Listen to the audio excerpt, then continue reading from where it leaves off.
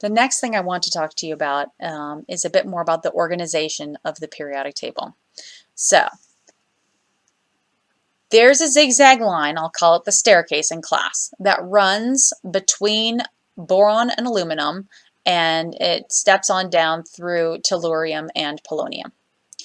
And that zigzag line separates the metals from the nonmetals.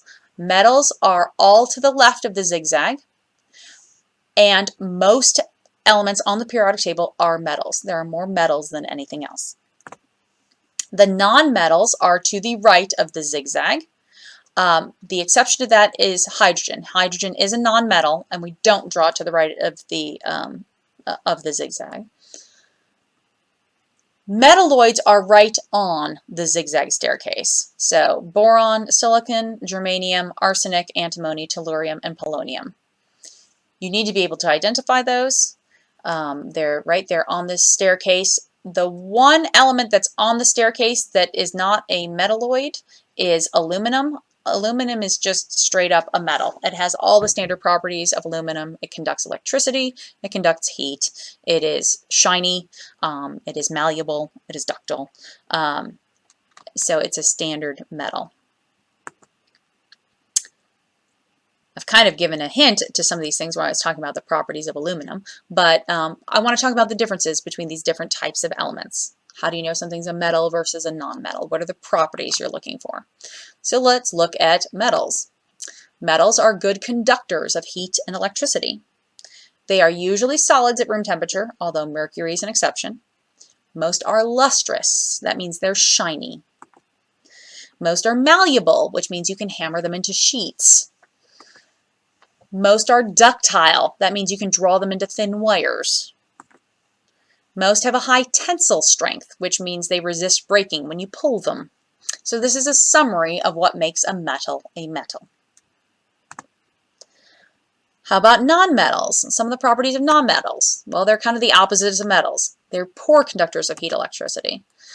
Many are gases at room temperature. Not all of them. There are some solids and liquids as well. When they are solids, they tend to be brittle. So that means it's the opposite of malleable. When you hit them with a hammer, they fragment into pieces instead of being thinned out into a thin sheet. So those are the properties of nonmetals. Metalloids are between metals and nonmetals on the periodic table, and they have properties that are between the metals and the nonmetals on the as well. So there's something between metals and nonmetals in terms of their properties. They are all solids at room temperature. They tend to be semiconductors, so they do conduct electricity, but often not as well as metals. They are less malleable than metals, but they're less brittle than nonmetals. So again, these properties are in between what you see for metals versus nonmetals. Here you can see this, this metalloid here has a little bit of shininess to it, so some of them are slightly lustrous as well. I've mentioned it before, but there are 4 blocks on the periodic table. They are named after the energy sublevels S, P, D, and F. The S block is made up of groups 1 and 2. There are 2 groups in the S block because the S sublevel can hold just 2 electrons. Helium is in the S block, even though we tend to draw it over in the P block. P block is groups 13 through 18. There are 6 groups on the periodic table because the P sublevel can contain 6 electrons. Remember, helium is not in the P block, it's actually in the S block. The D block is groups 3 through 12. There are 10 groups in the D block because the D block can hold 10 electrons. Lastly, the F block is contains the Lanthanide and Actinide series, and there are 14 groups there because the F block can hold 14 electrons. The S and P blocks together are called the main group. So if you ever hear anybody refer to main group elements, they're talking about those elements that are in the S block and the P block only, none of the D block or F block elements. As we've said before, S block, P block, D block, and F block.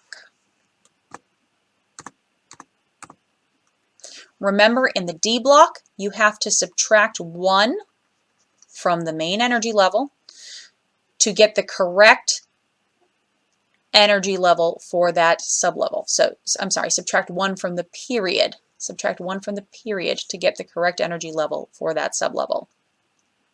For D, you subtract 1. For F, you subtract 2. So the Lanthanide series is actually in period 6. It slots in here. But we say this is the 4F sublevel because we have to subtract 2 from the period to get the correct energy level. Similarly, the actinide series slots in here on the periodic table in period 7.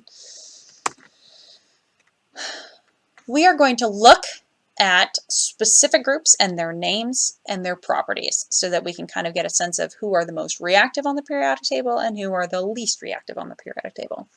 So group 1, we call group 1 the alkali metals. All of these elements have an electron configuration that ends with an S1, so they only have 1 valence electron. These are extremely reactive metals. They have just 1 valence electron, so all they have to do is lose 1 electron to have a full outer shell. That may seem counterintuitive, that they lose 1 electron to get a full outer shell. But if you think about the electron configuration for sodium briefly, and I'm going to go back to the middle school electron configuration here for a moment, and I'm going to give sodium its 11 electrons. If sodium loses this 1 electron, it actually loses that whole outer shell. So it has a new valence shell here that is full with 1, 2, 3, 4, 5, 6, 7, 8 electrons. So losing 1 electron gives sodium a full outer shell. These metals are soft and silvery in appearance. Super soft. You can cut them with a knife. Please note that hydrogen's electron configuration ends with an S1, but it is a non-metal. Therefore, don't call it an alkali metal. It's in group 1, but not an alkali metal. Group 2. Group 2 are called the alkaline-earth metals. Their electron configurations end with an S2. They've got 2 valence electrons. These are very reactive metals, but not as reactive as the alkali metals, because they have to lose 2 electrons to get a full outer shell, and that is just a little bit harder to do. It takes a little bit more energy to make that happen. So they're not as reactive as group 1 metals. They're harder and denser than group 1 metals. Even though helium ends with an S2 in its electron configuration, helium has a full outer shell. Therefore, helium is unreactive. It's also a non-metal. That is why we put helium in group 18. We don't put it in group 2 with the alkaline earth metals. Groups 3 through 12 are called the transition metals. These are all D block elements, so their electron configurations can end with D1, D2, D3, D4, D5, D6, D7, D8, D9, or D10. These are the typical standard metals that you know about: copper, iron, gold, silver. These are less reactive than the metals in groups 1 and 2.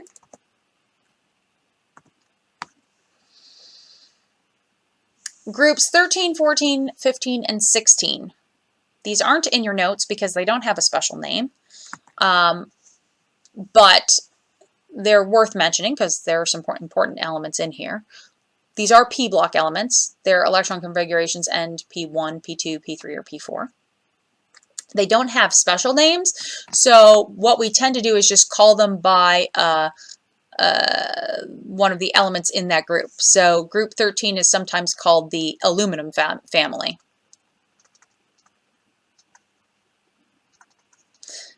Or group 14 would be called the carbon family. Group 15 would be called the nitrogen family. Group 16 would be called the oxygen family. So we just kind of name them after their most famous element in them. And we see a mix of metals, metalloids, and nonmetals in these groups. And it's really this mix that this is why we don't have special names for them, because there's such a diversity of elements here in these 4 groups. Group 17, these are all nonmetals, so we go back to having a special name. The halogens are in group 17. Their electron configurations end with P5. So they have 7 valence electrons because they must also have an S2 plus the P5. These are extremely reactive nonmetals because they are just 1 electron away from having a full valence shell. All we have to do is add 1 electron to get that full octet, that full valence shell. You can have gases or liquid or solids here in group 17. Group 18 also has a special name. These are the noble gases. As the name implies, they are all gases. Their electron configurations end with a P6. And remember, of course, they have an S2 as well. So they have 2 plus 6, which is 8 valence electrons. These are unreactive nonmetals, and they are unreactive because they already have a full outer shell. Notice that helium ends with an S2, but we still put it in group 18 because it is unreactive, because it also has a full outer shell. It's just that the definition of what makes a full outer shell is different in period 1 than in any other period.